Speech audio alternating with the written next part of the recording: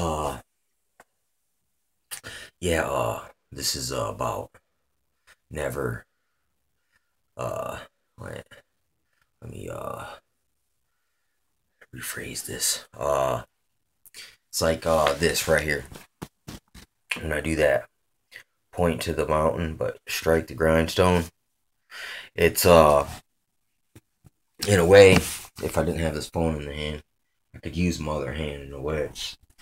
Not letting the left know what the right's doing.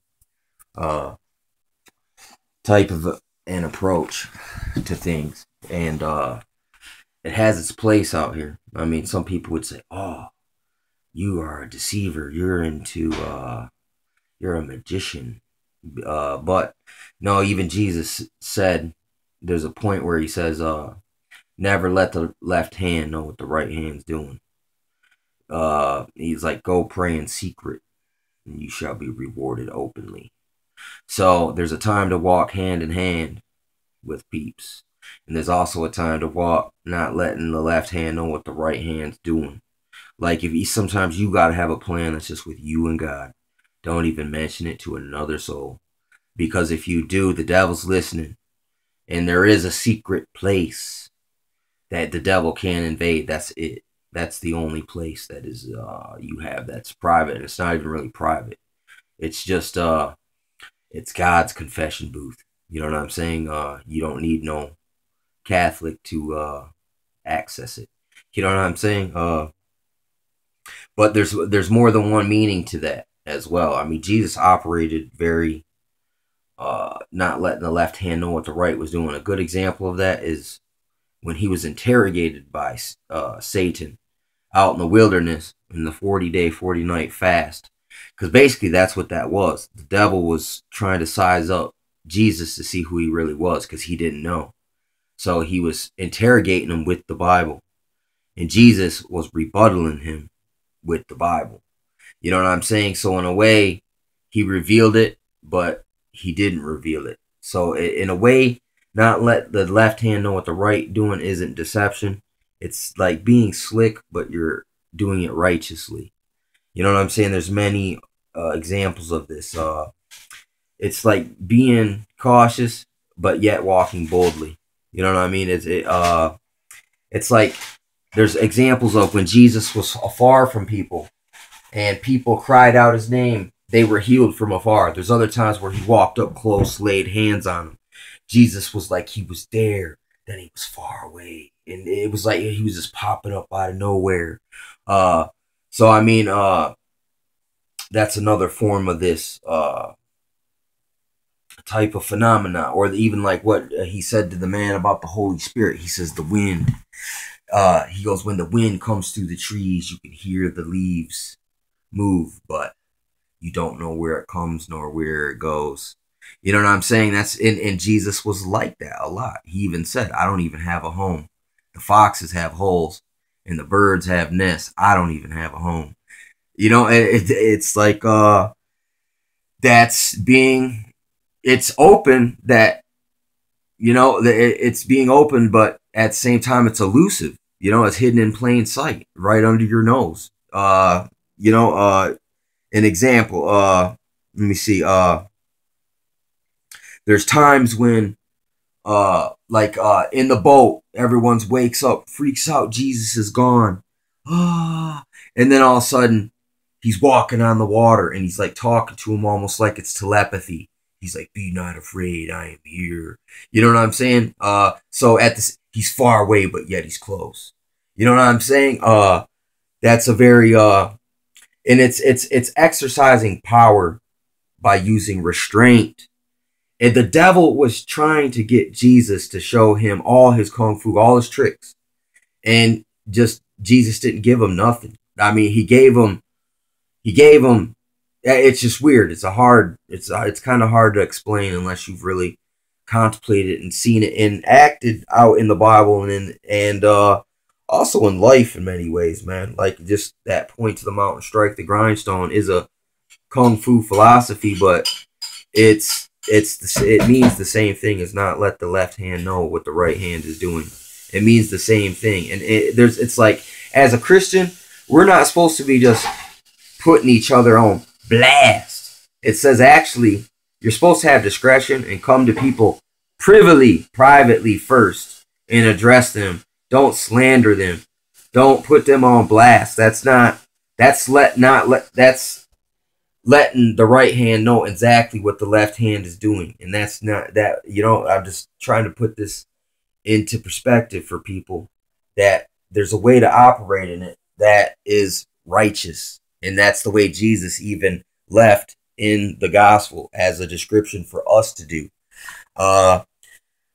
So to like, there's times where it's like Jesus would there's times where he'd retreat, but then pop back up even stronger somewhere else. You know what I'm saying? Like, it was like that, running from town to town and getting more and more momentum moving around. And everything went to the contrary for the way things were set up. I mean, it was by design, because I mean, it's just like things are built up in such a way that someone who becomes awake enough and aware enough to just walk up and almost like prick the glass, and it'll start cracking bigger and bigger, and this water starts pouring out. And that was at such a time. But that was also supposedly Jesus's no, that was his purpose. You know what I'm saying? I can't say supposedly. It was. And this is what the purpose was for it. It's also like, there's times when Jesus spoke to the Pharisees in parable, and they were like, "Hey man, you cast out devils by Beelzebub," and he says, "No, I don't cast them out by Beelzebub, but hey, who does your fathers cast out the devils by?" You know what I'm saying? He redirected the question with the question, and no, he answered them and then flipped it back on them, reverse interrogation. By their initial force got flipped on them, and they were guilty of what they accused him of. You know what I'm saying? This is one of the ways that you do it.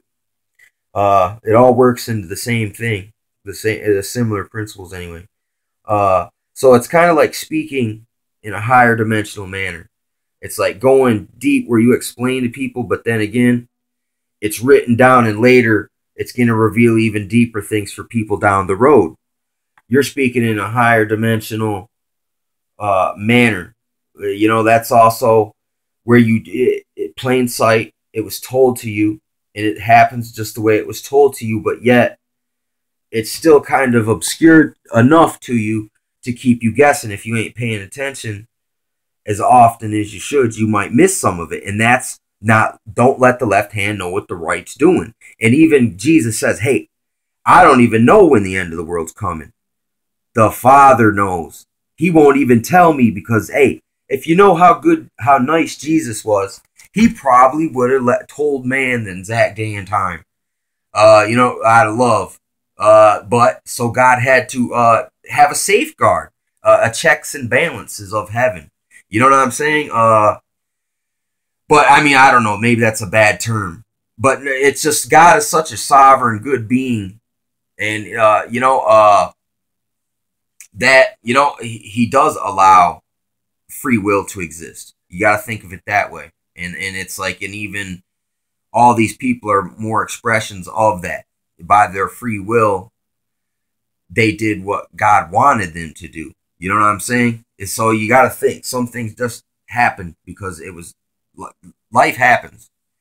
Other things were kind of like, almost like predestined to happen. It's hard to explain that fact of life, that there is some kind of predestination effect going on, but yet free will and sovereign will, at least for the time being, it's almost like having a lease for the sovereignty of it's like, do as thou wilt if you want that.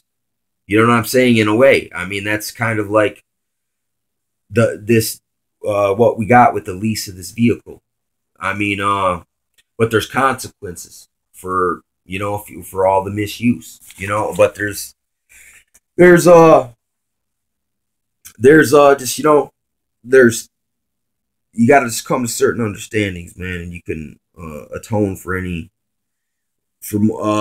most things, man, that people do, man, in this life. And one of the ways you do it is it says, I think it's in Peter, and it says, maybe it's in Jude, man. No, I think it is like Peter, maybe even John. It's one of the small books, but it's like, if you, the man who, shows another man, like things, like if he makes him aware of what sin is, of certain sin is, and the man turns away from it, it covers a multitude of sins. I mean, not only does it stops the person, it gives them a check in the future from ever committing it. So in a way, and at the same time, it kind of covers your own. You know what I'm saying? Because we were all ignorant at one time and doing just whatever, as we were just doing as we willed, and we didn't even know it.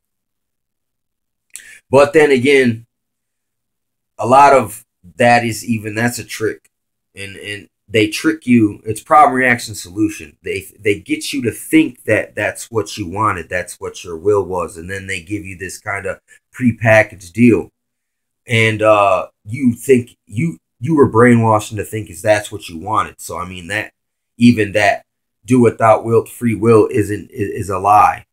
It's still a trick to get you trapped. You know what I'm saying? Let me see here. It's like you look at David, the shepherd boy. No one thought he could slay Goliath.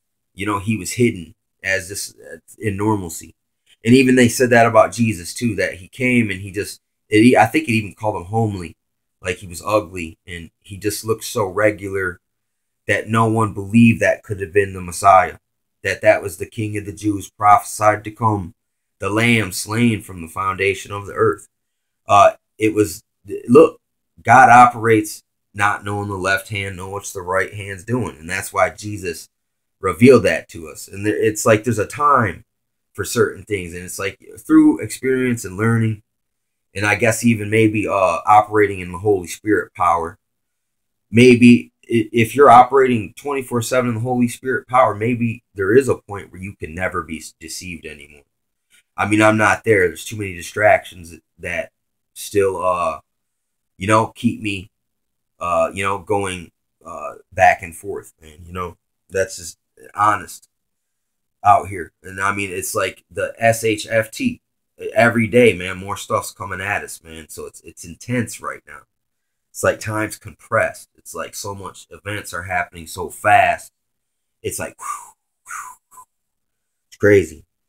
So, let me think another part about it. Another thing about point to the mountain, strike the grindstone, left hand, right hand. It's called in Kung Fu, your forward hand, I think, is the head, and the backwards is the tail, or vice versa. You know what I mean? But in the Bible also uses that terminology of the head and the tail, and the head could mean the leader.